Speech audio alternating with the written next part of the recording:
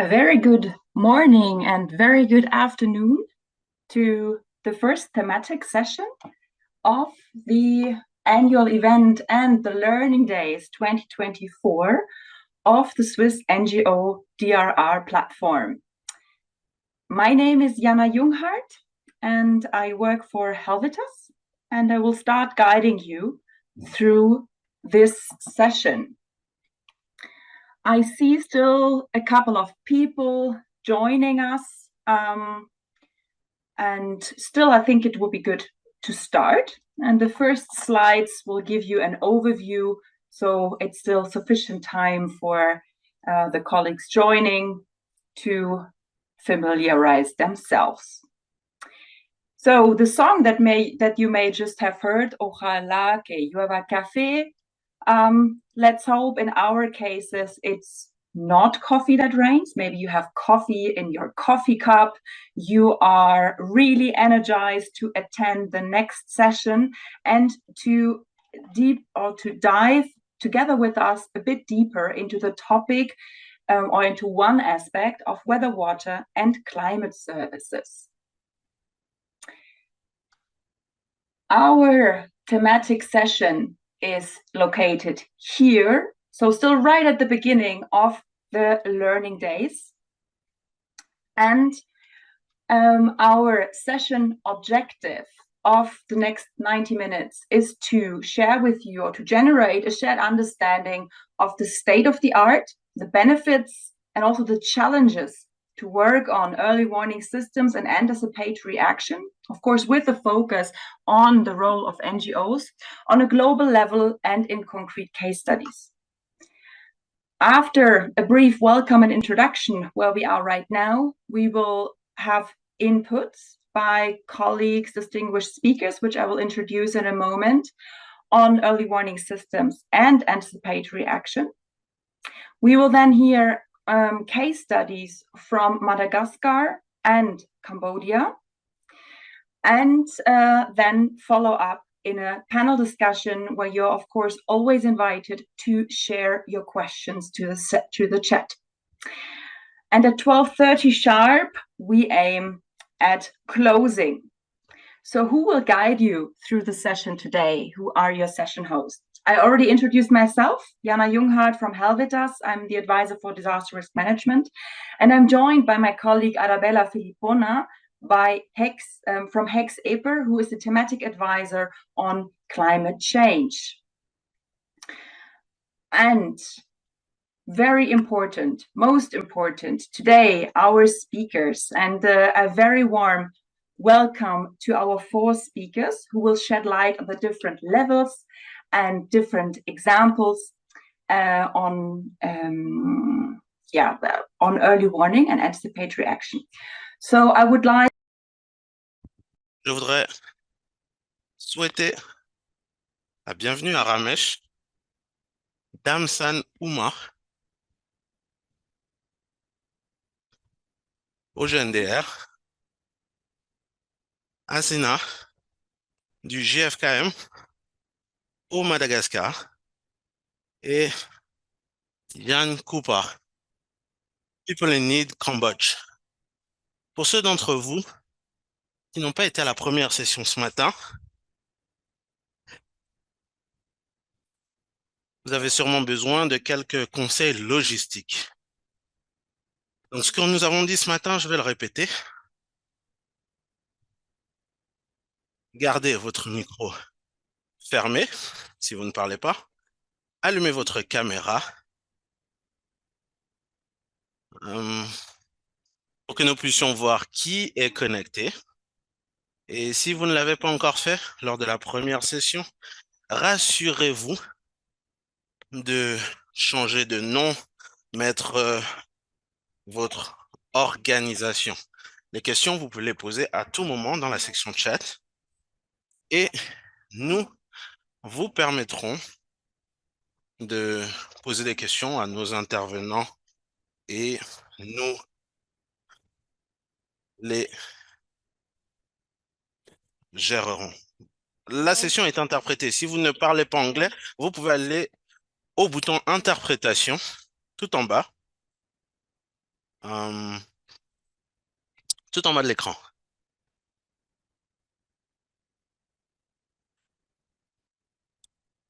Il y a juste une question selon laquelle les diapos n'apparaissent pas. Est-ce que vous voyez mes diapos? Vous ne voyez pas mes diapos? Yes, we see your screen. Non, nous voyons votre écran. Ne vous en faites pas. Donc, vous arrivez à voir mon écran. Très bien. Ah, j'étais en train de commencer à me remettre en question. Alors, très important. Si vous avez besoin de services d'interprétation, euh, vous pouvez cliquer sur l'option interprétation. Toutes les sessions sont enregistrées et seront disponibles, y compris les présentations après. Donc, passons au sujet. Nous avons vu ce matin l'illustration sur les prévisions d'Omar.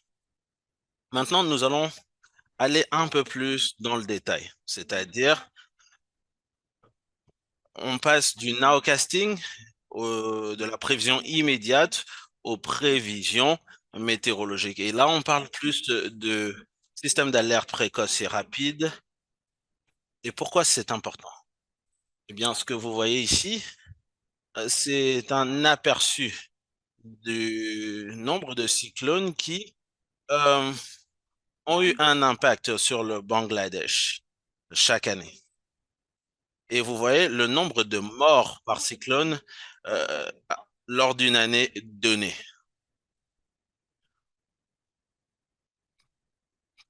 Vous pouvez voir les barres rouges très élevées, mais également vous voyez que le nombre de personnes qui meurent dû au cyclone dans le pays baisse de manière importante. Euh, En 1970, le cyclone Gola a créé, a causé la mort de 5 000 personnes parce que les personnes n'ont pas été averties et ne savaient pas que le cyclone était en train d'approcher.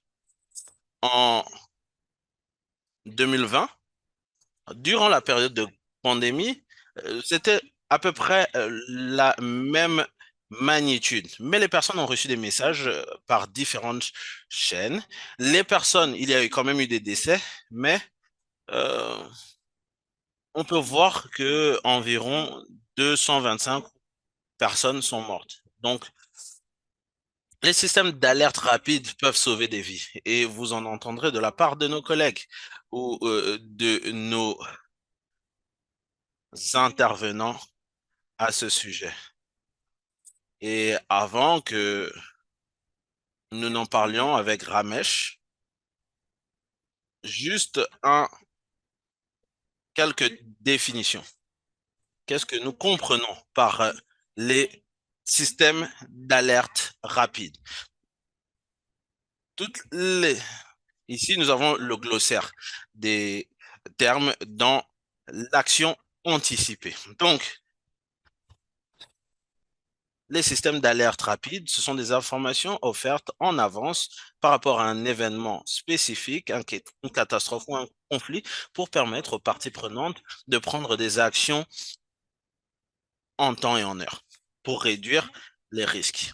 L'action anticipée, à ce moment-là, on va en également parler, c'est d'agir au préalable avant un événement prédit pour prévenir ou réduire l'impact humanitaire sévère avant qu'il ne puisse survenir. Donc, on part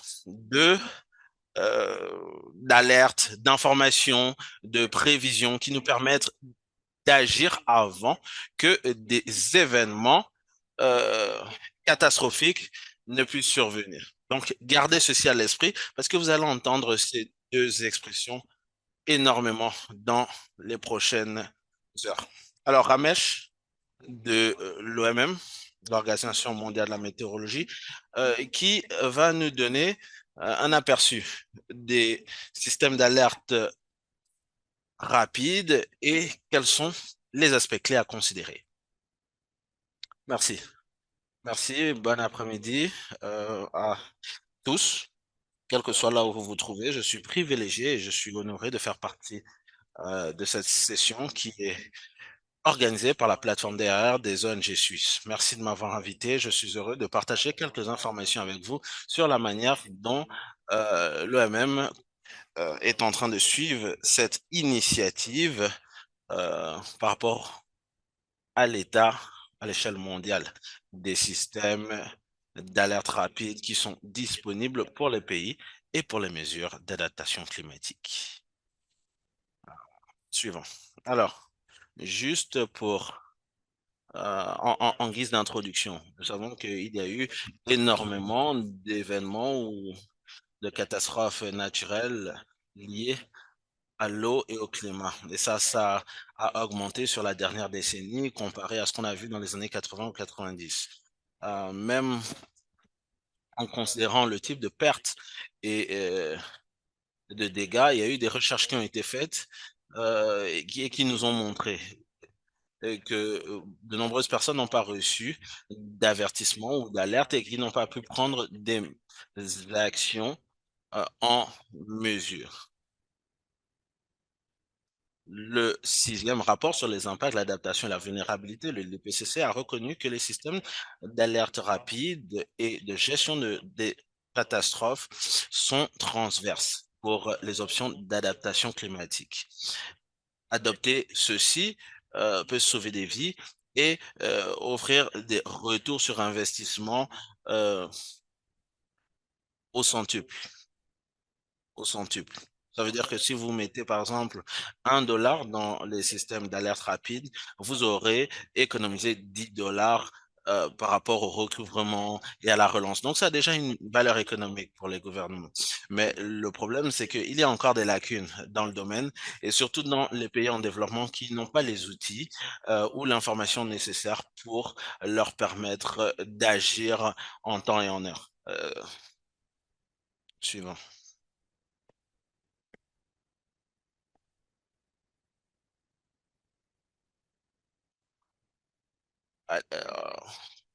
J'essaye de faire en sorte que le diapo passe, mais je n'y arrive pas, donc un peu de patience. Alors, ici, c'est le statut des systèmes d'alerte rapide disponibles, donc hydrométéorologiques, d'autres catastrophes à considérer également, donc même au niveau sanitaire pour les pandémies. Donc ici, on partage le statut des systèmes d'alerte rapide qui sont disponibles pour les pays membres de l'OMM. Nous avons 193 pays et il n'y a que 49% des pays qui ont rapporté avoir des systèmes d'alerte rapide pluri-risques.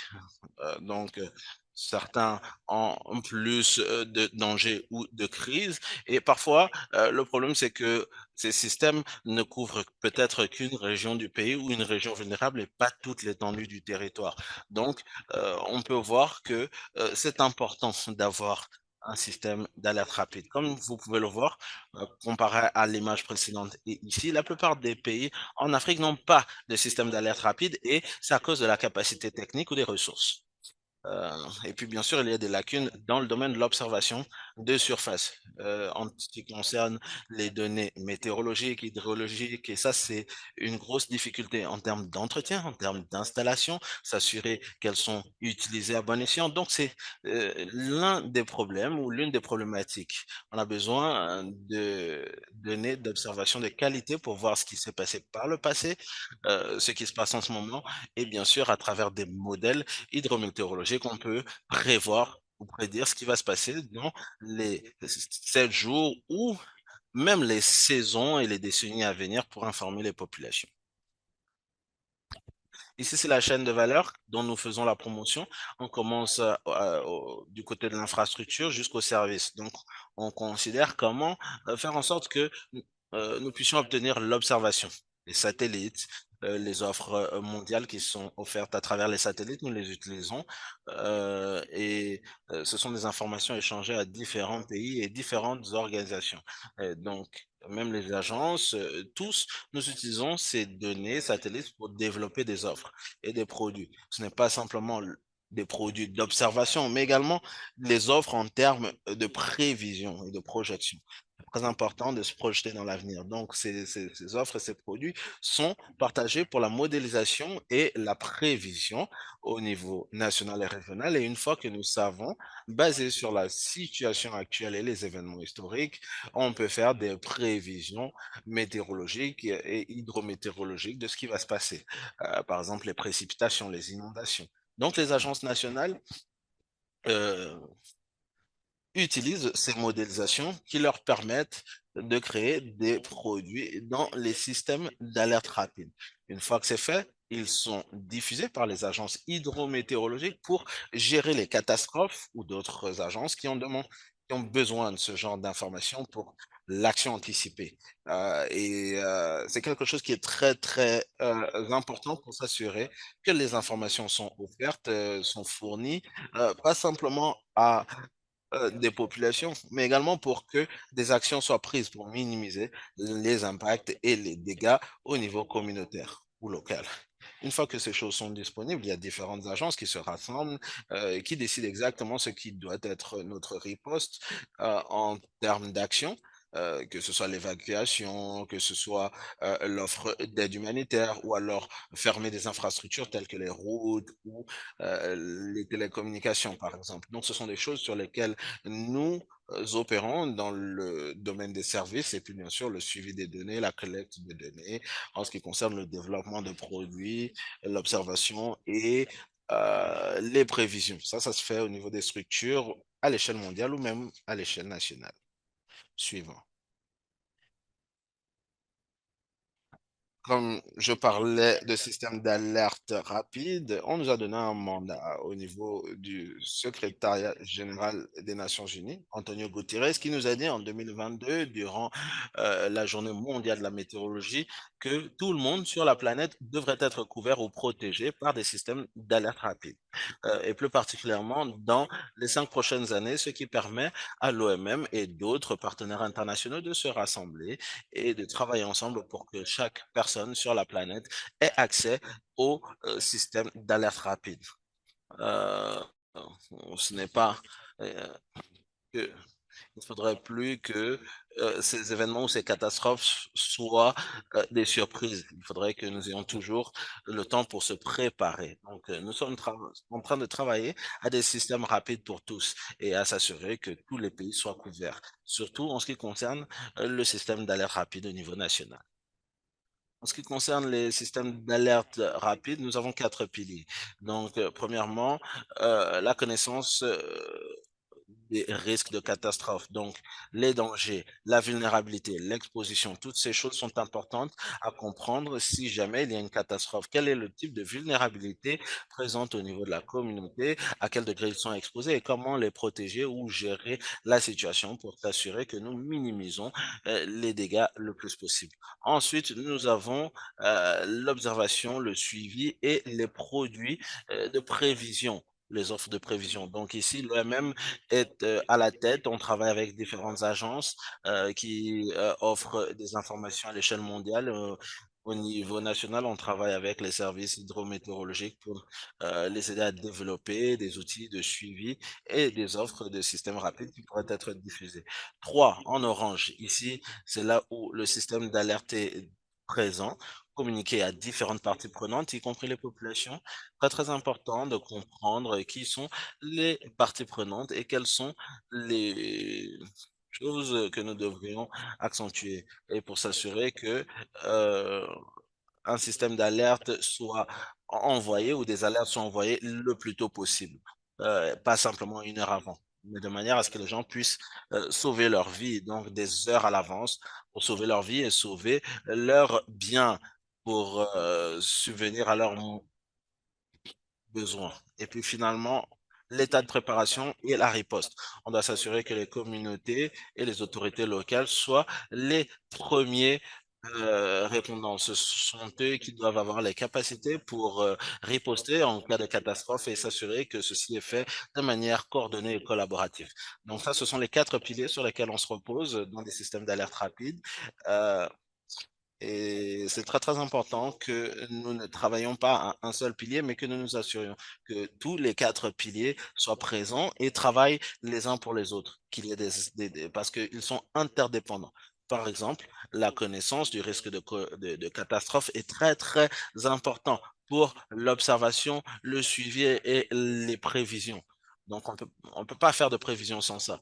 Ce n'est pas judicieux de donner des informations aux populations par rapport aux précipitations ou au- à la quantité de pluie, mais il faut pouvoir parler des impacts, des conséquences potentielles pour que des actions et des mesures soient prises. Merci. Suivant.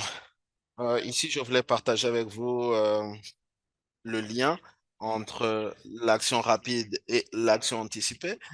Une fois qu'on a des prévisions, cela permet aux ONG, aux organisations internationales et aux parties prenantes dans le domaine de l'action anticipée de prendre des mesures pour aider à minimiser et à atténuer les pertes des individus et des populations, surtout les communautés qui sont très, très reculées. Il est donc très important que les systèmes d'alerte rapide soit lié à l'action rapide ou à l'action anticipée pour préparer les populations. Donc, avoir une approche proactive dans la riposte. Il est important de noter et de relever qu'il y a des incapacités en termes de collaboration, de coordination ou de capacité technique pour faire en sorte que l'alerte rapide devienne une action rapide. Et ça, on essaie d'y travailler au sein de nos initiatives pour s'assurer que les populations ainsi que les autres parties prenantes soient les plus préparés, aient les alertes et la capacité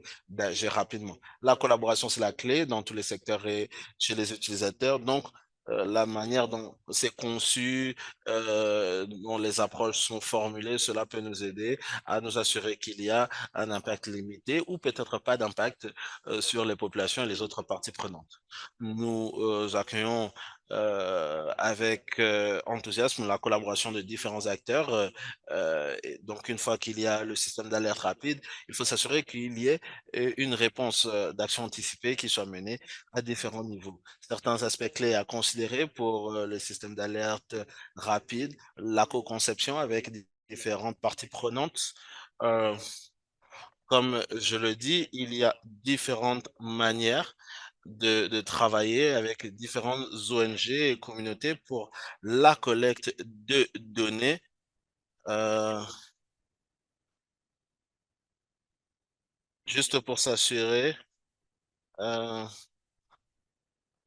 il faut s'assurer qu'il y ait plusieurs modèles de système d'alerte rapide en utilisant plusieurs modélisations pour éclairer la prise de décision. Parce que si on s'appuie simplement sur un modèle, il peut arriver que celui-ci ne soit pas le plus précis ou exact et que nous donnions des alertes erronées.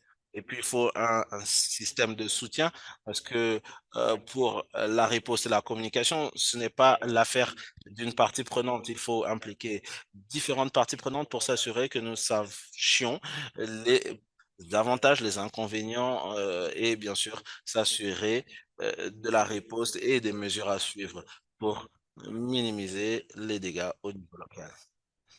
Comme je l'ai déjà dit, ce n'est pas très, très important de faire seulement de la prévision. Il faut également évaluer les impacts de ces prévisions. Donc, les parties prenantes doivent savoir quels sont leurs rôles dans la minimisation des pertes et dégâts. Euh, les alertes doivent être exactes et précises. On essaie bien sûr de s'assurer que l'exactitude de ces alertes soit très élevée.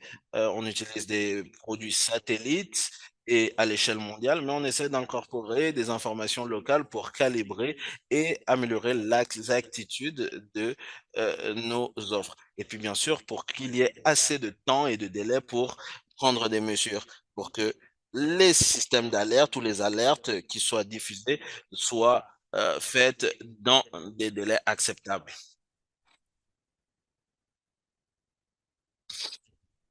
Les communautés devraient avoir les connaissances et les capacités pour, bien sûr, agir en premier lieu, en attendant, bien sûr, l'assistance et le soutien. Donc, c'est très, très important, pas seulement pour le soutien au niveau national, mais également au niveau local. C'est pour ça que on voit des ONG qui renforcent les capacités des communautés pour s'assurer que celles-ci soient préparées et qu'elles soient considérées comme des parties prenantes plus que des bénéficiaires. Et puis finalement, une dernière chose, on parle bien sûr de changement et d'impact dans l'infrastructure jusqu'au service. Donc, il est important après toute catastrophe, après tout événement, il est très, très important de donner des feedbacks, d'évaluer, de s'auto-évaluer, de vérifier comment les choses ont été faites par le passé et comment on peut travailler à s'améliorer. On ne veut pas, euh, par exemple, imaginer que 100 personnes aient perdu la vie aujourd'hui, mais que demain, on ait le même type de problème et que 1000 personnes meurent. Donc, nous devons travailler à nous améliorer ensemble pour minimiser ce type de pertes et être préparés pour les événements à venir. C'est le dernier point que je voulais mentionner. Je suis prêt à prendre les questions des participants s'ils le désirent. Merci, merci. Un bon parcours à travers les systèmes d'alerte rapide. Nous allons réunir toutes les questions, hein. On ne va pas peut-être pouvoir y répondre tout de suite, mais nous allons les considérer un peu plus tard. Pour le moment, je ne vois pas de questions dans la section chat. Laissez-moi résumer un ou deux points de la présentation. Euh, Deux choses importantes. L'importance de la collaboration entre les différentes parties prenantes. Je suis très, très heureux que nous puissions avoir différentes organisations et différentes euh, fonctions ici présentes. Et puis, l'importance des systèmes d'alerte rapide, pas simplement l'alerte, sur quoi l'alerte est basée et qu'est-ce qu'on fait avec l'alerte. Et ça, c'est ce qui nous amène vers l'action anticipée. Je commence à voir des questions dans la section chat. Oui, le PowerPoint sera distribué à travers la plateforme DRR, le site internet DRR de la plateforme. Et puis j'ai une question que moi je voudrais poser. Ramesh, quels sont les rôles spécifiques que vous pensez que les ONG peuvent jouer dans les systèmes d'alerte rapide? Qu'est-ce que nous pouvons faire euh, à notre maximum et qu'est-ce qu'on ne devrait pas faire? Merci pour la question. Pour les ONG, vous jouez un rôle dans le pilier 1 et aussi dans le pilier 3 et 4. À ce moment-là, vous contribuez énormément en ce qui concerne la collecte de données, les risques, la vulnérabilité, l'exposition, ainsi que la riposte et la relance. Parce que je suis sûr que beaucoup d'ONG sont impliquées dans le soutien à la riposte et à la relance dans les communautés qui ont été impactées par ce genre de catastrophe. Donc, d'une certaine manière, nous apprécions la contribution des ONG dans les systèmes d'alerte rapide et pour s'assurer, bien sûr, que ceci est continu et que plus de collaboration soit menée avec les agences nationales. En ce qui concerne ce qui doit être fait, il est très, très important que les ONG puissent euh, travailler, collaborer avec les agences hydrométéorologiques, de gestion des catastrophes naturelles et c'est de donner leur avis. Quelle est votre attente? Quelles sont vos attentes? Quel système d'alerte rapide vous voudriez voir? Et quel type d'alerte rapide vous voudriez recevoir? Parce que très, très souvent, les agences nationales vont juste vous envoyer un message. Cette zone sera impactée. Mais il est important que dans cette zone, vous puissiez partager des données et vous avez besoin d'un certain nombre de personnes, d'hommes, de femmes et d'enfants qui pourraient vous aider à mieux planifier vos interventions durant la riposte et la relance. Donc, c'est quelque chose qui est très, très crucial, très important. Comme je l'ai mentionné un peu plus tôt, vous savez, la situation sur le terrain, c'est celle avec laquelle vous êtes familière. Donc, il est important que vous puissiez donner des feedbacks par rapport aux prévisions et au système.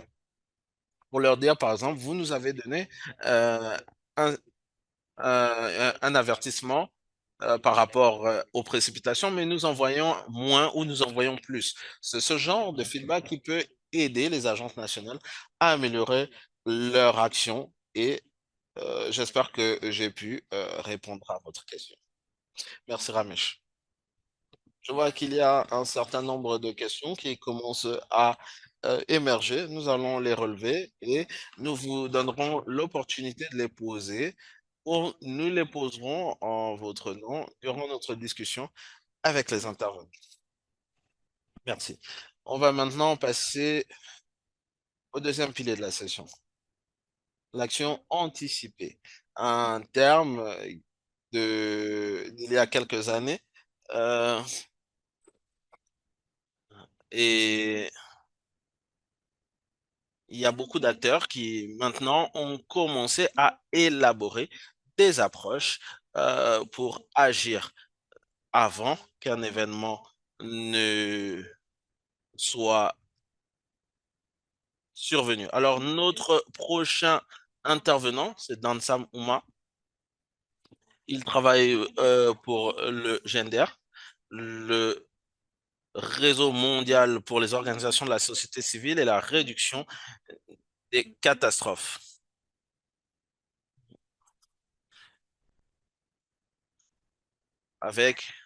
Il est au programme Impact mondial pour le leadership local dans le cadre de l'action anticipée. Dansam, à vous la parole. Partagez avec nous ce qui fait en sorte que l'action anticipée soit aussi spéciale et pourquoi c'est si nécessaire. Merci, Jana. J'espère que vous pouvez m'entendre. Très bien, on vous entend très très bien. Bonjour, bon après-midi à tous. Je vais partager avec vous l'action anticipée et bien sûr amplifier l'action anticipée au niveau local. Cela va dans le cadre de notre programme Impact mondial pour leadership local pour l'impact mondial, avec trois OSC qui vont intervenir un peu plus tard euh, dans ce webinaire. Un cas du Madagascar, un cas du Malawi et bien sûr un cas du Mozambique. Suivant. Alors, qu'est-ce que l'action anticipée? Je vais juste vous donner un aperçu général pour que vous puissiez comprendre.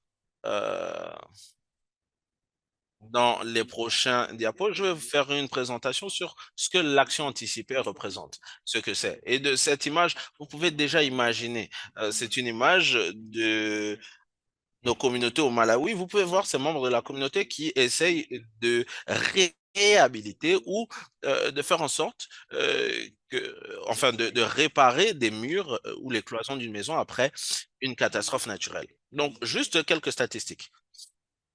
Juste quelques statistiques. Dans les 10 dernières années, il y a 83% de toutes les catastrophes qui étaient causées par des catastrophes liées au climat et à la météorologie. Donc, ça va dans le sens de ce que Ramesh a dit auparavant. Et nous avions environ 410 000 personnes ou 410 000 individus qui ont été tués ou qui sont morts dus à des catastrophes naturelles. On peut même compter les vagues de chaleur et les tempêtes ou les cyclones. Donc, à gauche, vous pouvez voir par exemple pandémie augmentée, changement climatique augmenté, conflit augmenté, mais l'économie est en train de chuter. Et la conclusion ici, c'est que ces catastrophes travaillent mieux ensemble que nous le sommes. Alors, qu'est-ce que l'action anticipée? Alors, l'action anticipée, ça réfère à une série d'actions ou de mesures qui sont prises pour réduire, prévenir ou atténuer l'impact d'événements ou de dangers spécifiques imminents avant que ceux-ci ne surviennent et avant que les impacts les plus sévères ne soient euh, ressentis. Ces mesures sont menées en anticipation. Donc, tout ceci est basé sur des prévisions ou un système d'alerte rapide de quand, où et comment la catastrophe ou l'événement arrivera. Et l'action anticipée peut prendre différentes formes et se faire à différentes échelles, à l'échelle mondiale, à l'échelle locale, nationale, régionale. Et les acteurs essayent, bien sûr, de mettre en œuvre l'action anticipée à ces différents niveaux. Suivant. Quel est l'objectif de l'action anticipée? Je vais utiliser trois exemples. de Anticipation Hub, Start Network et GZ. Premièrement, réduire l'impact potentiel de dangers prévisibles. Numéro 2, capaciter les acteurs à prendre des mesures anticipées avant que l'impact de la crise n'ait lieu pour prévenir ou réduire l'impact humanitaire. Donc, on essaye de réduire les pertes en vies humaines et en matériel. Et agir au préalable de ces événements prévus pour prévenir et réduire les impacts humanitaires sévères avant que ceux-ci ne surviennent. Alors, quelles sont les exigences, les conditions requises pour l'action anticipée? Premièrement, des prévisions fiables pour les événements liés au climat et à la météorologie, et bien sûr, des jugements et des expertises pour des événements qui ne sont pas liés au climat. Donc, bien sûr, l'action anticipée dépend des données pour prévoir les dangers. Donc, les données peuvent être réunies par les départements météorologiques, les OSC et autres. Ensuite, la valeur des prévisions pour la planification des mesures dépend du niveau d'exactitude et, et du temps de délai. Donc, il y a un besoin d'exactitude, de précision. Donc, les prévisions doivent être exactes et précises. Et puis, bien sûr, un système pour la communication au préalable, pour la communication rapide. Donc, nous devons avoir des chaînes de communication bien établies et fiables pour que les communautés qui seraient impactées puissent avoir l'information à temps et qu'elles puissent agir le plus rapidement possible. Et puis, bien sûr, cela doit être fiable pour la confiance. Donc, si les inondations ou les cyclones arrivent, les populations doivent faire confiance aux informations que vous leur donnez. Ensuite, juste quelques graphiques, quelques schémas. Ici, vous avez les délais, vous avez le déclencheur et ensuite les chocs. Donc, qu'est-ce qui se passe avant la crise? Un plus grand temps de préparation avec maintenant le système d'alerte rapide en orange dans le premier cercle orange vous donne une fenêtre d'opportunité d'action avant la crise. C'est là l'action anticipée. Une action anticipée ou rapide est prise ou des mesures sont prises pour mitiger ou atténuer l'impact humanitaire sur les communautés et les groupes marginalisés. Ensuite, nous avons la réponse rapide et nous avons le choc, l'après-choc et la relance. Donc, riposte humanitaire conventionnelle, relance rapide, reconstruction. Donc, s'il y a des dégâts en matériel, il faut reconstruire pour que les communautés repartent. Alors, pour l'action anticipée, les objectifs sur ce schéma. Vous voyez, sur la flèche verticale, besoin humanitaire, flèche horizontale, temps. Si vous considérez en jaune, premièrement, la réponse humanitaire. Ensuite, en blanc, nous avons les signes d'alerte rapide. Donc, lorsque le choc arrive, vous pouvez voir l'impact n'est pas le même sur la ligne en blanche. Si vous déployez des actions anticipées, la ligne blanche sera encore plus basse. Donc, il y a bien sûr un impact, mais il y a moins d'impact que s'il n'y avait pas eu d'action anticipée. Alors, quelques blocs de l'action anticipée basés sur nos projets. Premièrement, on a vu que ça commence par des prévisions solides et un cadre de prise de décision. C'est ce qu'on appelle le déclencheur. Ensuite, des plans d'action établis. Quelles sont les mesures que vous avez planifiées avec les communautés? Ensuite, il faut un financement préarrangé au préalable. Donc, il faut avoir un certain montant de financement pour que lorsqu'une crise survient, vous avez l'opportunité d'obtenir des financements au plus rapidement possible. Ensuite, l'action anticipée elle-même est déployée et finalement, une crise réduite. Alors, la prochaine section de la présentation, je vais vous présenter les actions anticipées au niveau local. C'est un guide, un manuel, et les organisations non gouvernementales peuvent collaborer avec les communautés et les autorités et les agences pour essayer de localiser et amplifier les actions anticipées. C'est un manuel qui est disponible sur nos sites internet. Voilà le lien qui vous y amènera. Juste pour vous donner un petit aperçu, c'est un manuel qui a été développé avec les OSC que je vous ai mentionné un peu plus tôt. Donc, une ONG au Madagascar, une au Malawi, une au Mozambique, pour riposter aux cyclones qui font rage dans cette région de l'Afrique. Donc, c'était un projet qui a été mis en œuvre par le GNDR pour une période de 3 ans.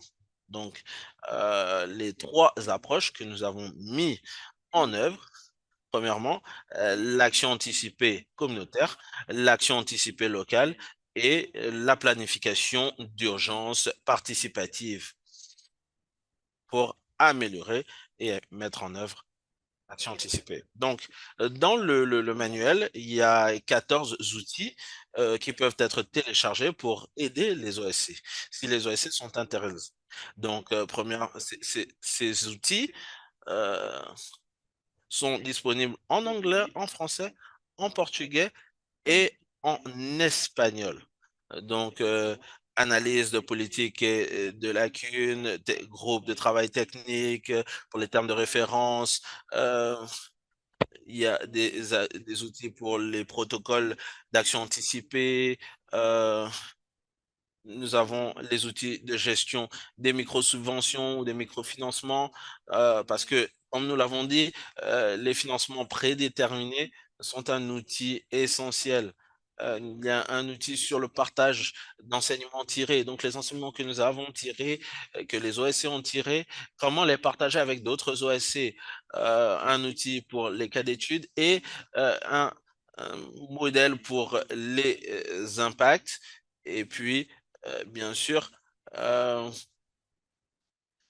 un manuel pour les tables rondes, parce que nous avons besoin, bien sûr, de politique au niveau régional, local et à l'échelle mondiale. Suivant.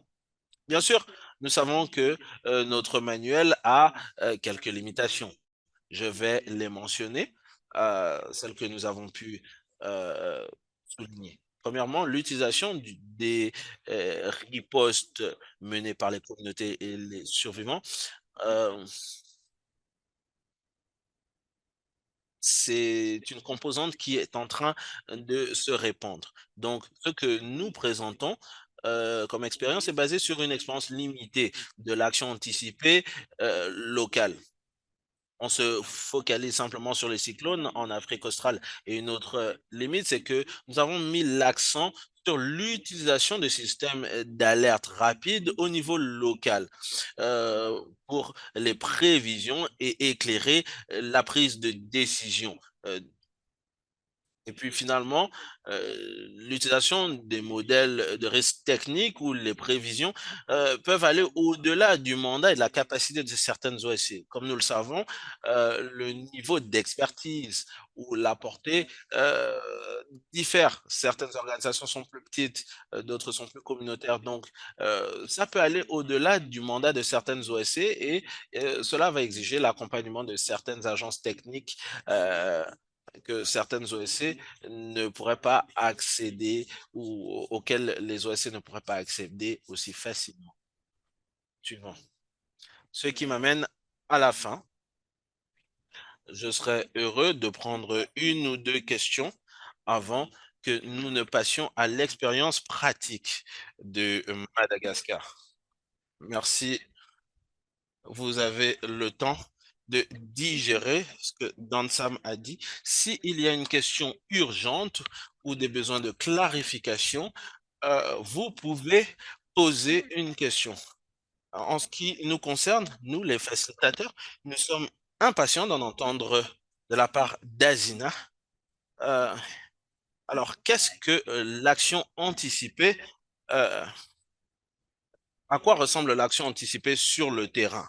Euh, c'est ce que nous voudrions savoir. Alors, je ne vois pas de questions pour le moment. je suggérerais que, comme le temps passe très vite, que nous puissions passer à la présentation d'Aziz. Euh, Vous pouvez poser la question dans la section chat si vous le voulez, en anglais, en espagnol ou en français. Azina, à vous la parole. Juste une dernière remarque. S'il vous plaît, respectez le temps de présentation pour que nous ayons euh, un moment pour... merci. Merci. Bonjour à tous. Je voudrais premièrement parler de la manière dont les ONG locales peuvent mettre en place.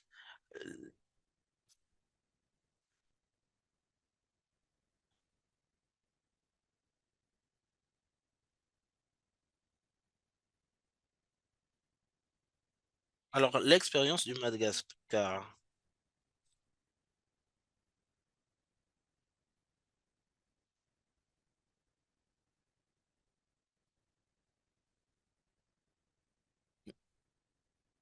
Nous faisons partie de ces pays qui sont très, très exposés aux cyclones et au changement climatique. Donc, chaque année, nous avons environ 2,3 millions individus qui se retrouvent en situation de besoins humanitaires dus aux cyclones, aux inondations et à la sécheresse. Donc, nous essayons de voir comment ces initiatives peuvent aider les communautés à se préparer à l'action anticipée. Suivant.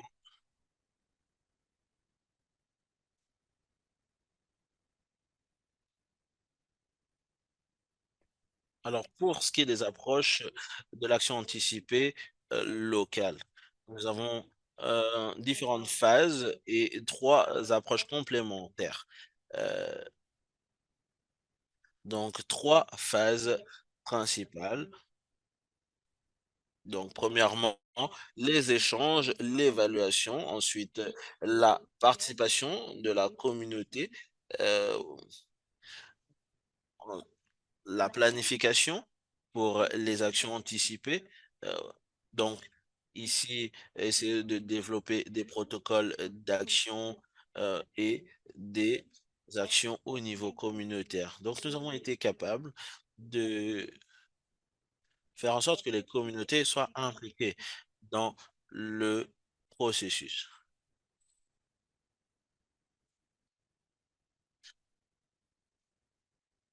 Premièrement,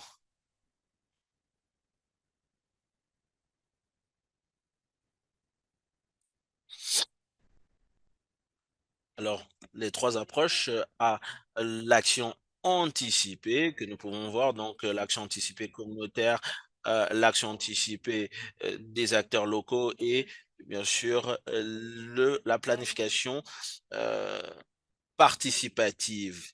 Euh, il y a différents types d'événements catastrophiques et climatiques auxquels cette approche est la mieux appliquée. Par exemple, tout type pour le 3A, tout type. Bien que euh, le décaissement de petites micro-subventions peut être plus difficile, par exemple. Euh, pour le 3B, les événements prévisibles avec un certain degré d'incertitude, plus particulièrement les crises complexes ou les événements causés par des risques accumulés. Euh, Azina, s'il vous plaît, s'il vous plaît. Désolé de vous interrompre, mais on nous a informé que votre son est très, très difficile pour que les interprètes vous suivent. Est-ce qu'il y a quelque chose que vous pourriez faire? Est-ce que c'est plus clair? C'est,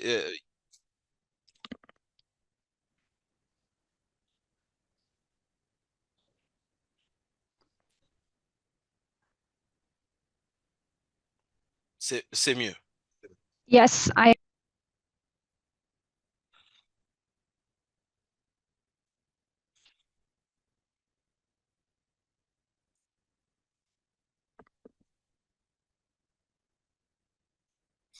Allez-y, Azina.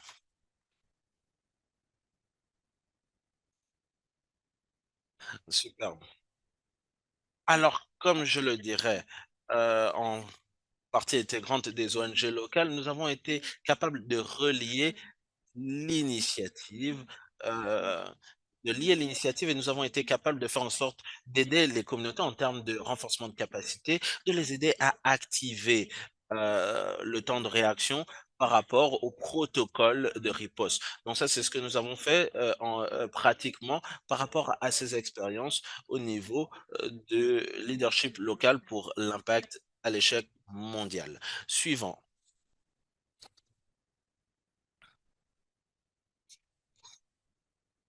De manière pratique, ce qu'on a fait au niveau de l'approche communautaire. L'une des actions que nous avons menées, l'une des mesures que nous avons prises en termes d'action anticipée, c'est l'activation de mécanismes de micro-subventions, de microfinance pour allouer des fonds aux communautés pour leur permettre d'avoir une planification communautaire, y compris de prendre des mesures rapides et de riposter rapidement aux problématiques émergentes liées aux crises. Comment est-ce qu'on l'a fait? Eh bien, nous avons été capables d'autonomiser des structures locales, comme les autorités locales, les associations locales, les groupes locaux, euh, qui pourraient être capables de prendre des mesures pour planifier et mettre en œuvre des actions anticipées. Et ces micro-finances ont aidé les communautés à avoir accès à des fonds et une fois que le déclencheur est activé, les actions sont prises, les mesures sont prises en considération au niveau local. Comment est-ce que nous avons fait? Eh bien, premièrement, nous avons établi un mécanisme de gestion des microfinancements, renforcement de capacité. Nous avons réuni différents groupes communautaires. Nous avons fait une planification locale avec des types d'activités, des projets qu'ils pourraient mener une fois que le déclencheur serait activé. Et ensuite, nous avons alloué les fonds qui pourraient être gérés par les communautés en ce qui concerne l'activation de la riposte. Donc, ce mécanisme a été très, très efficace pour les communautés. Et, par exemple, nous avons vu que nous avons été capables de prépositionner certains kits dans le secteur WASH, donc l'eau et l'approvisionnement, l'alimentation, les urgences, les kits d'urgence médicale. On a même été capable d'activer euh, des mesures avec des volontaires et d'aider les communautés à évacuer temps, euh, en temps et lieu nécessaires. Alors, les euh, succès, nous avons, premièrement, nous avons vu l'engagement des autorités locales, qui ont été engagées et liées aux autorités locales.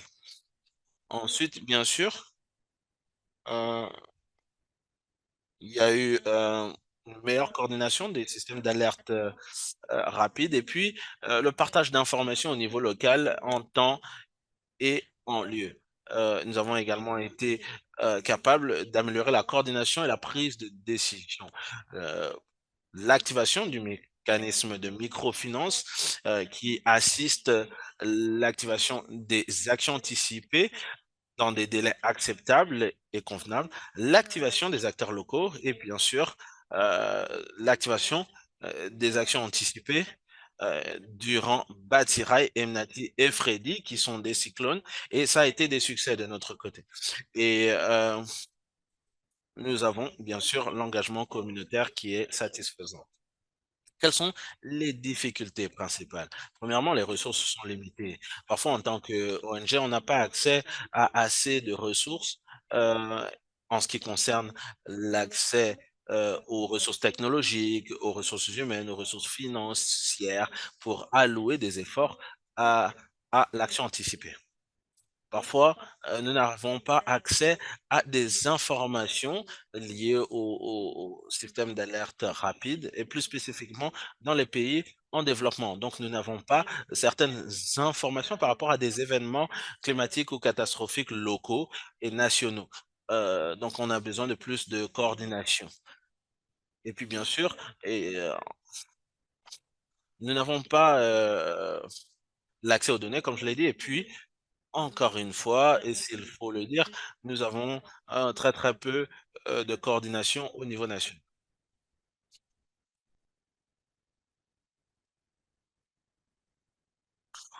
Il y a également un grand besoin d'améliorer la coordination au niveau national et d'améliorer la sensibilisation. Peut-être que ce serait bien de conclure sur ce point pour que nous ayons le temps de comprendre ce que vous avez fait et ce avec quoi vous avez des problèmes avec Madagascar, malgré les mesures importantes que vous avez déjà mises en œuvre et pour soutenir les communautés avec lesquelles vous travaillez. Je vais vous interrompre parce que nous avons encore un autre cas d'étude qui sera partagé par le Cambodge et c'est intéressant parce que ici on parle des systèmes d'alerte rapide nationaux développés avec l'assistance des People in Need. People in Need. Et au Madagascar, vous avez adopté un processus similaire en cours avec le service d'alerte rapide numérique qui est développé avec énormément de parties prenantes non gouvernementales. Donc, je pense que c'est un pont entre les deux continents, c'est-à-dire deux systèmes d'alerte rapide numérique sur deux continents différents qui pourraient avoir énormément en commun. J'ai reçu une question que je voudrais poser. Je ne sais pas à qui elle a été posée, mais je pense que c'est pour vous, Racina. Comment est-ce que vous avez réussi à faire en sorte que les communautés locales puissent être impliquées activement dans l'action anticipée? Comment est-ce que les gens s'approprient ce processus chez vous? C'est la question que je vous pose. En, premièrement,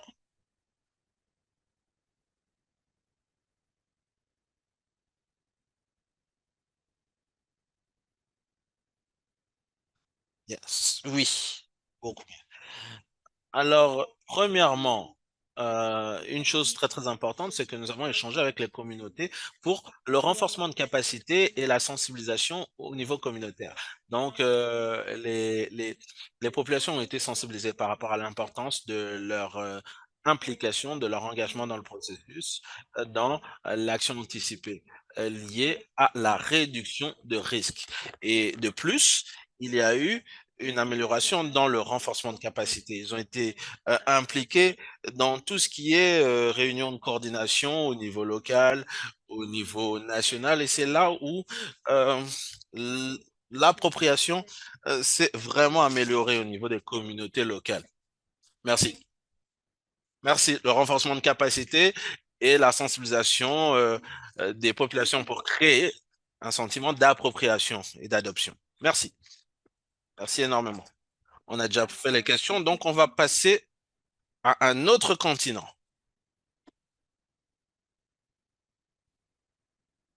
Est-ce que Yann est avec nous? Vous êtes là? Superbe. Allez-y.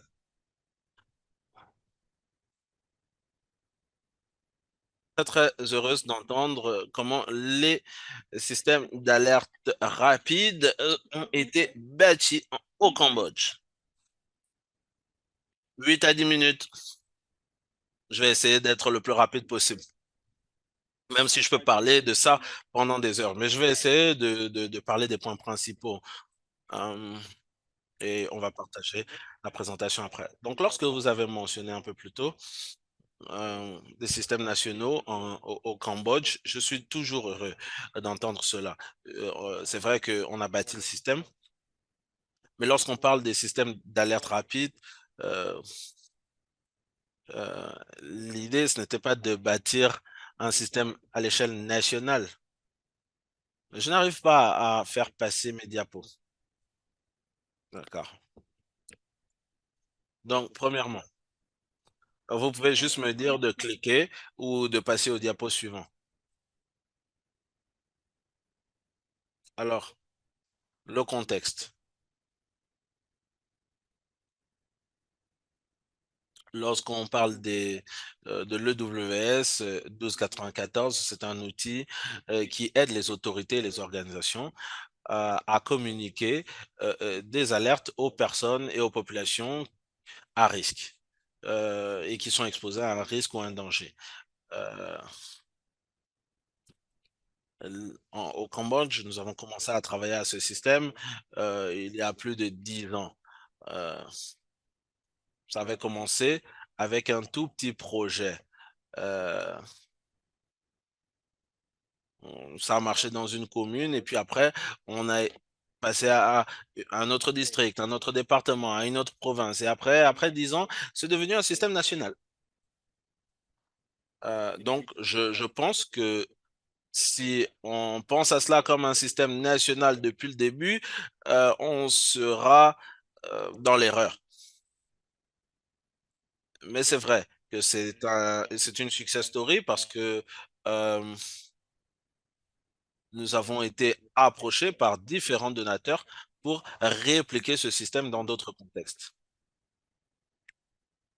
Bien sûr, on parle de l'Asie du Sud-Est, donc on essaie de répliquer le système, par exemple, aux Philippines, euh, au Laos, euh, et l'idée, euh, l'objectif, c'est d'essayer de faire en sorte que ce système puisse fonctionner dans d'autres pays. Comme je l'ai dit au début, lorsqu'on parle de système d'alerte en général, on parle de la diffusion, de la partie diffusion information. Mais pour ça, on a besoin d'abord d'informations.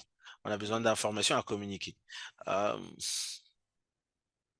Lorsque l'équipe a commencé à travailler avec les systèmes d'alerte rapide au Cambodge, euh, nous avions bien sûr la problématique des données en temps réel, même la problématique des données tout court. Euh, Par exemple, les niveaux hydrauliques, les nappes phréatiques, les précipitations. Et 10 ans plus tard, sans ce système, je pense que nous aurions rencontré les mêmes problèmes euh, de gestion de données, de suivi, de surveillance. Si on pouvait aller au diapo suivant. Alors, pour ce qui est de la surveillance des risques et des dangers. Alors, premièrement, comment on fait le suivi des données?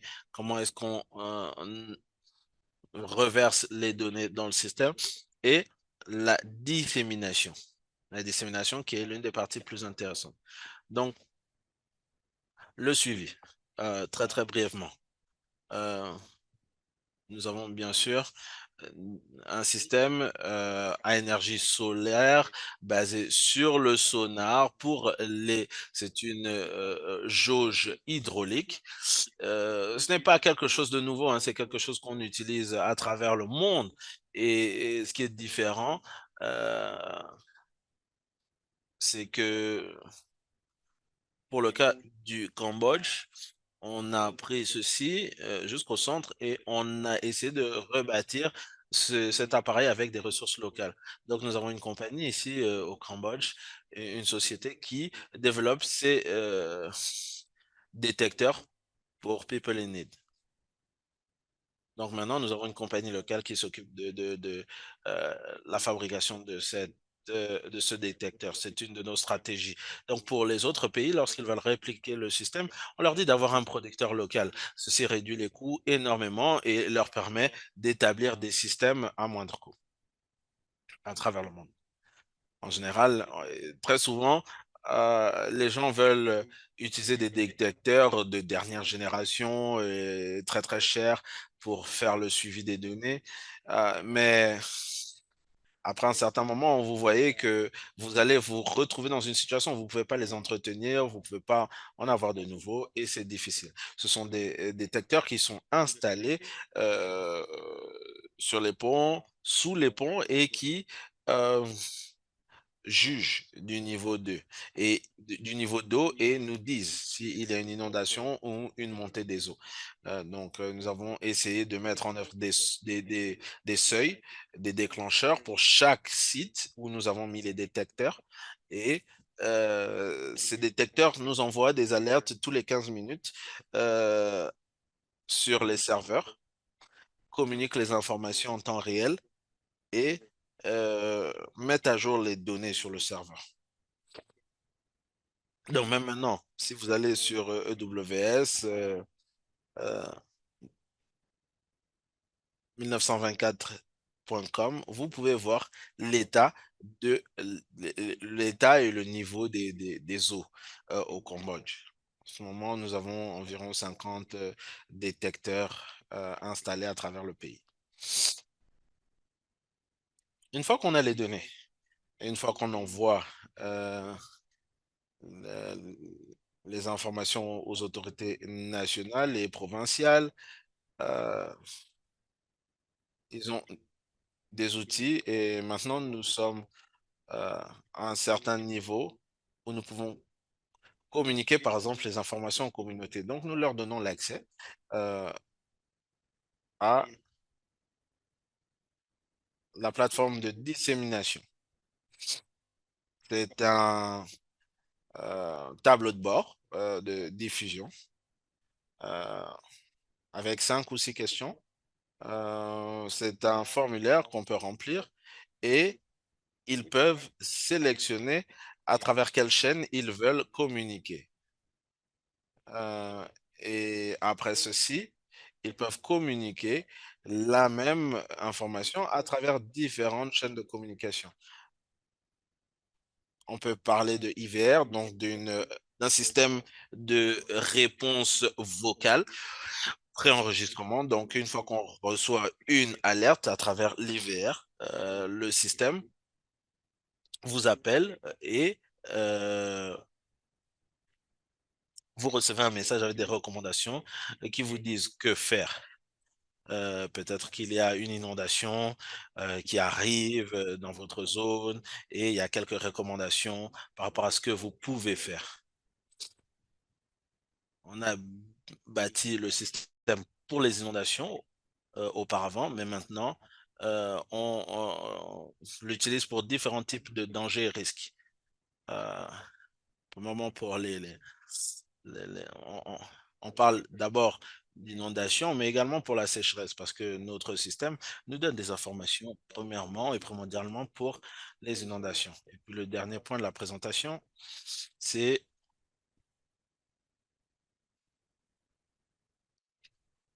jusqu'à maintenant, notre système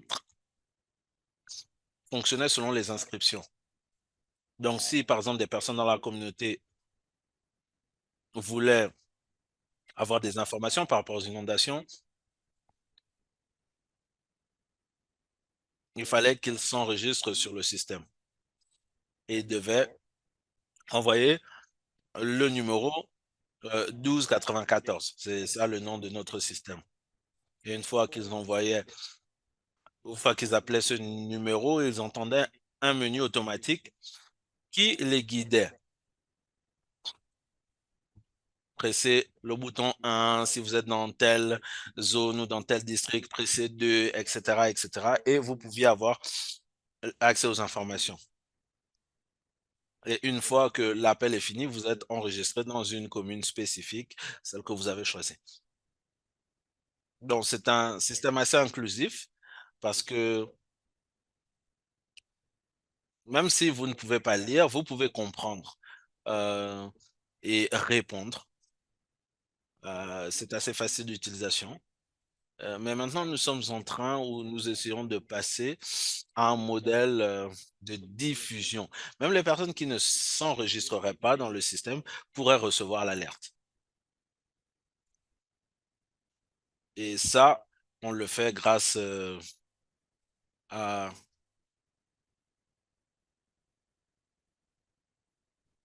avec des organisations telles que Caritas en Suisse. Donc, on essaye d'intégrer la nouvelle modalité avec les messages SMS qui seraient diffusés.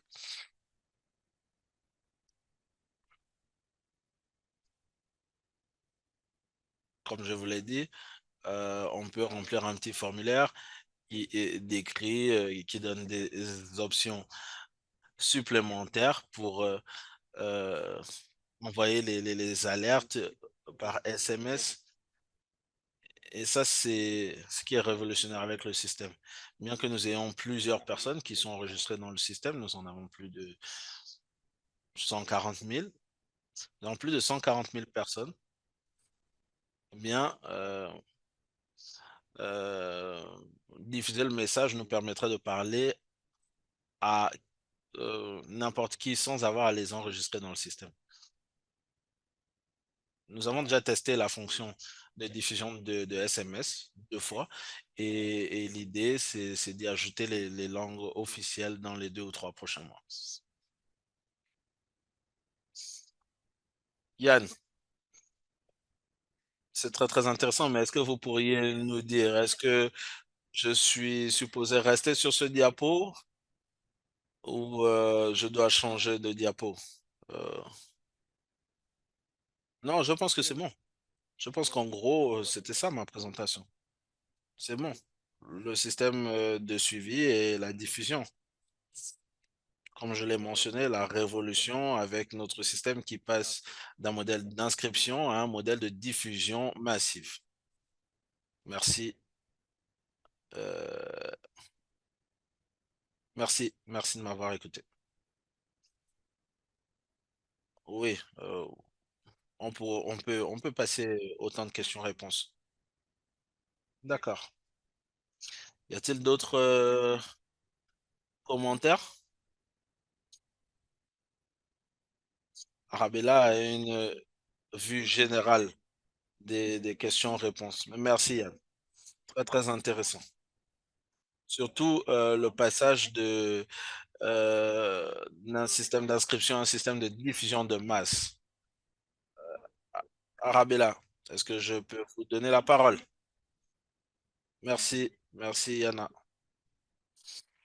Je pense que ça a été intéressant d'en entendre de votre part, d'entendre deux membres de la plateforme qui étaient impliqués dans le projet. Très, très intéressant d'entendre des cas concrets où nous pouvons voir nos membres impliqués de manière directe et obtenir des expériences, une expérience par rapport au système d'alerte rapide. Nous n'avons pas d'autres questions. Donc, sentez-vous libre ou sentez-vous confortable, sentez-vous à l'aise. Écrivez les questions dans la section chat, levez la main. Mais nous allons passer à notre discussion de panel avec nos intervenants. Nous avons environ 10 ou 15 minutes. Il nous reste, et bien que, alors que les questions vont venir de l'assistance, je voudrais commencer par une question à Ramesh Yann. Et vous avez mentionné le fait qu'Anthony Gutiérrez ait dit que dans les 5 prochaines années, nous voulons arriver à un monde où tout le monde a accès au système d'alerte rapide. Est-ce qu'on peut y arriver? Comment y arriver? Quelles sont les opportunités pour que nous puissions le faire? À vous, Ramesh. Merci. Merci, Arabella. Même à l'OMM, hein, on essaie de faire le suivi des progrès pour s'assurer que cette initiative de système d'alerte pour tous soit mise en œuvre pour tous les pays. Donc, c'est un gros défi, hein, euh, d'y arriver dans les 5 ans, parce que maintenant, il ne nous reste que 2, 3 ans. Euh, Nous avons pris en compte une liste de 30 pays pour s'assurer que dans ces pays, nous ayons des systèmes d'alerte rapide disponible au niveau national et que nous puissions diffuser ou distribuer cela aux parties prenantes et aux populations. Je pense qu'il est très, très important que nous puissions bâtir sur ce que nous avons déjà au lieu de créer quelque chose de tout nouveau. Donc, nous sommes en train d'évaluer ce qui existe au sein des pays, au sein des nations et comment nous pourrions amplifier tout ceci ou améliorer tout ceci. Par exemple, Yann a parlé de 1, 2, 9, 4 de travail au Cambodge et nous essayons de voir comment ce 1, 2, 9, 4 pourrait être amplifié pour couvrir tout le pays et être relié au système national. Ce qui nous aiderait euh, au niveau des agences hydrométéorologiques à utiliser ce système et améliorer les alertes rapides pour les inondations. Donc, il faudrait que nous puissions bâtir tout ceci, travailler dans les systèmes disponibles et voir ce qu'on peut réaliser. Une autre exigence, les ressources financières. Euh, un système d'alerte pour tous, c'est un gros cadre, mais il n'y a pas énormément de ressources financières disponibles pour le moment. Euh, donc, les organisations, l'OMM va vers les euh, partenaires de financement et autres pour plus de contributions, mais cette initiative ne va pas le plus rapidement possible. Des ressources financières, on doit toujours essayer d'aller vers les partenaires de financement, les donateurs, pour se rassurer qu'on ne duplique pas les efforts.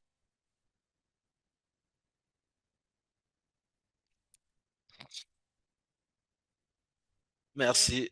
Effectivement, les contraintes politiques également et financières peuvent représenter des barrières.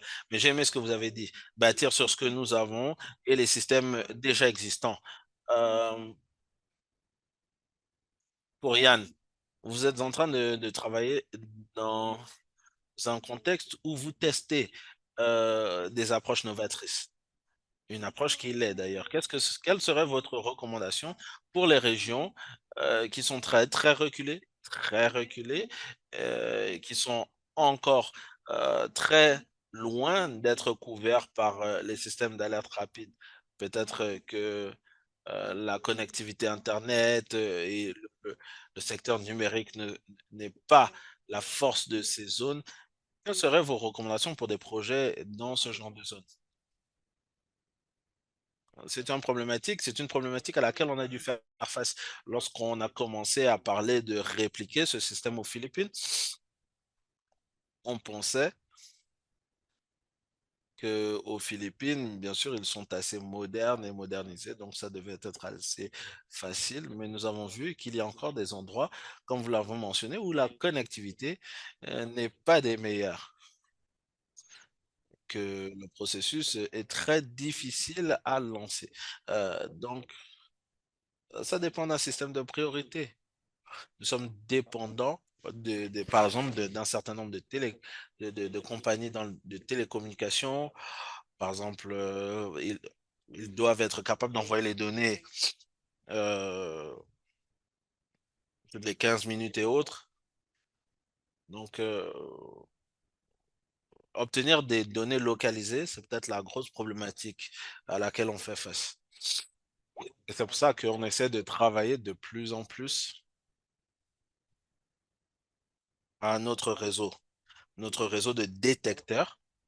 Pas simplement d'avoir plus de détecteurs, mais surtout, faire en sorte qu'ils soient plus fiables et avoir plus de sources de données. Lorsqu'on parle de système d'alerte précoce ou rapide, l'une des choses qu'il faut garder à l'esprit, c'est la dissémination, donc la diffusion. Et bien sûr, euh, au départ, euh, le premier problème, c'était la barrière de la connaissance. C'est pour ça que nous avons commencé avec le IVR, donc le message vocal préenregistré. Euh, mais nous savons que dans certaines zones, par exemple, même ce message, euh, bon, il y a un manque de connectivité, des personnes n'ont pas accès au téléphone mobile, et donc il faut euh, essayer plus de chaînes de communication beaucoup plus rudimentaires et beaucoup plus communautaires. Merci Yann. Je pense que c'est une très très bonne initiative. Les messages vocaux pour surmonter certaines barrières. Vous avez mentionné l'importance de la communication au niveau communautaire, de données localisées. euh, pour Dansam et Assina, quelle est votre expérience dans le travail avec les communautés et les parties prenantes locales dans l'action anticipée? Euh, et vous avez mentionné par exemple la complexité et l'aspect technique de l'action anticipée et pour qu'elle soit efficace. Donc, les bons seuils, essayer de s'attaquer à ce qu'on peut gérer, euh, faire en sorte que les partenaires locaux travaillent avec des experts. Mais quelle est votre recommandation par rapport à l'action anticipée? Comment euh, compartimentaliser ça pour que les plans, les protocoles et tout ceci deviennent accessibles à l'audience à laquelle vous vous adressez?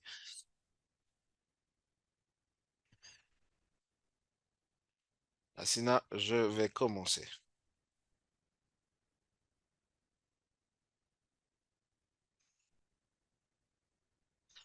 Alors, par rapport à l'expérience qu'on a dans le travail avec les communautés sur l'action anticipée, euh, l'une des plus grosses expériences, c'est qu'on a besoin de travailler avec les autorités locales. Bien sûr, il y a des systèmes, euh, il y a différentes autorités au niveau communautaire. Lorsque vous faites la cartographie des parties prenantes, avec les autorités locales, euh, en général, ils vont assister l'action anticipée et vous travaillez avec eux pour toucher les communautés. À ce moment-là, ce système nous ramène vers le gouvernement. Il y a différents types de gouvernement, gouvernement local, provincial, autres. Mais dans la mise en œuvre, ceci fait en sorte que la mise en œuvre sera euh, impactante.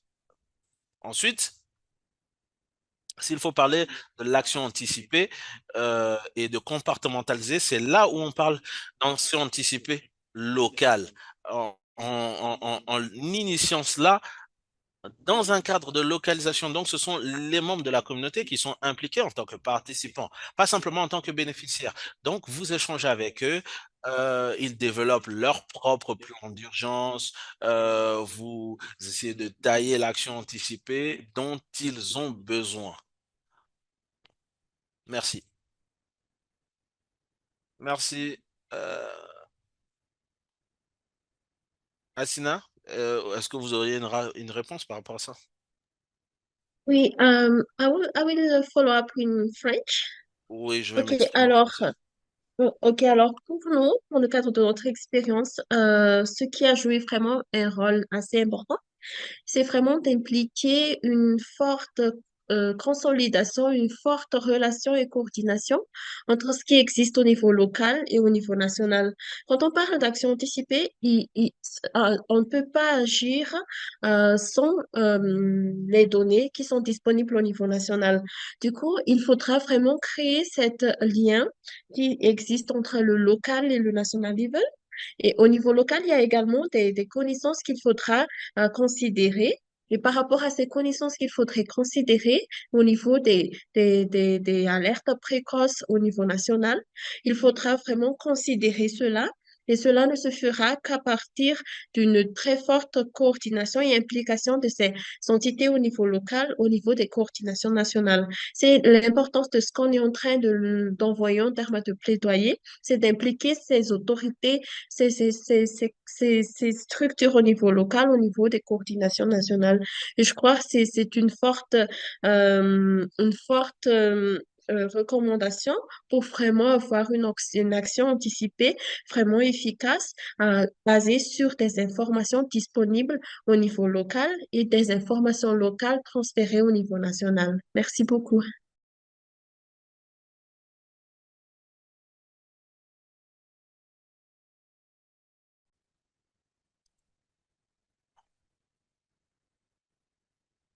je recommande à tout le monde de considérer le manuel.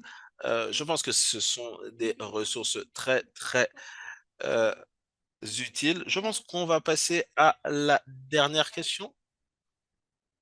Ramesh pour Omar.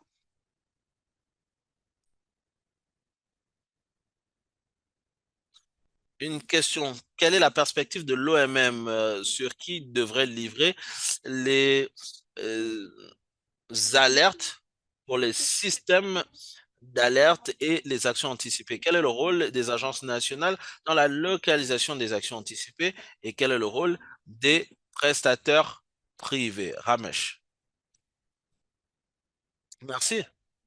Merci. Je viens juste de voir la question dans la session chat et euh, en ce qui concerne qui devrait donner ces alertes, je pense que le rôle et le mandat euh, est au sein des agences hydrométéorologiques. Ce sont eux qui donnent les prévisions et donnent les alertes aux différentes parties prenantes au niveau national, que ce soit la section de gestion de risque, gestion de catastrophes, secteur agricole, transport, agence nationale d'approvisionnement en électricité. Donc, ce sont eux qui gèrent la transmission de cette information et ensuite, maintenant, les différentes parties prenantes prennent acte de ces décisions pour organiser une riposte et coordonner avec la Croix-Rouge, les ONGO, les organisations internationales qui sont impliquées dans la riposte. Ils devraient être informés pour que des mesures soient prises en temps et en heure adéquates.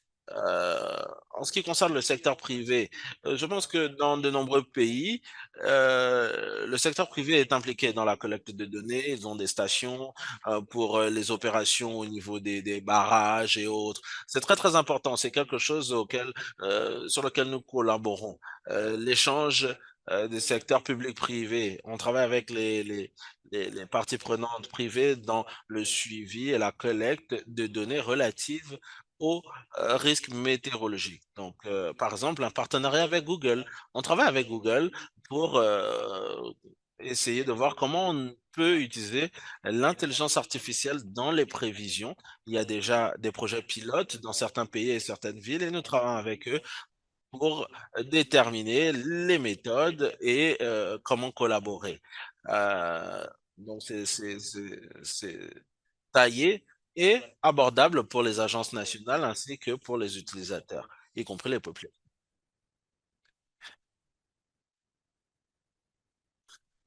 Nous allons devoir conclure. Oui, en ce qui concerne l'action anticipée, il est très, très important d'impliquer les agences nationales, comme la gestion de catastrophes. Les ONG doivent travailler avec cette unité parce que les volontaires, certaines approches, certaines méthodes sont à utiliser. Donc, il doit y avoir une synergie avec les ONG. Il est très important que les parties prenantes se réunissent et conçoivent des solutions ensemble. Merci. Merci Ramesh. Merci Ramesh. Je voudrais vous rappeler de ce qui a été dit au départ. Lorsque vous avez parlé du rôle des ONG, oui, les ONG jouent un rôle crucial dans euh, la relance et puis bien sûr la communication avec les entités nationales.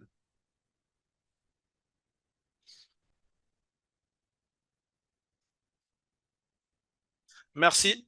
Merci à tous. Merci à tous les intervenants, aux quatre intervenants. Vous nous avez fait des présentations brillantes et informatives. Euh, Est-ce que nous pourrions avoir une... Ici, vous voyez les différentes ressources par rapport à l'action anticipée. Je vais donner la parole à Yana. Merci, Arabella. Petit récapitulatif de la session. Euh, merci aux intervenants d'avoir partagé leurs connaissances et leur expertise de différents angles par rapport au système d'alerte rapide à l'action anticipée et comment combiner les deux. Alors, bien sûr, d'autres ressources. C'est juste un aperçu bref, hein. Je vous recommande de visiter le site internet Anticipation Hub. Vous en apprendrez énormément des processus et ça vous permettra également de voir comment différents parties prenantes peuvent travailler ensemble et quel rôle ils jouent. Je vous encourage également à considérer les autres ressources ici présentes et nous allons partager différentes ressources. Et puis finalement, je dois vous souhaiter une très bonne pause déjeuner, très bon petit déjeuner ou petit ou dîner, selon là où vous êtes situé, et revenez à 14h30 pour en entendre un peu plus de l'expérience et de 5 autres projets à travers le monde pour qu'on puisse parler des services climatiques et météorologiques dans différentes euh, perspectives. Sur ce, encore une fois, merci et merci aux interprètes Ivane et Augusto qui ont réussi à passer du français à l'anglais et de l'espagnol à l'anglais. Merci. Merci d'avoir permis à tout le monde de suivre les délibérations. Euh, Très, très impatiente de vous voir tout à l'heure, cet après-midi et le reste de nos sessions. Au revoir. Merci. Bon appétit.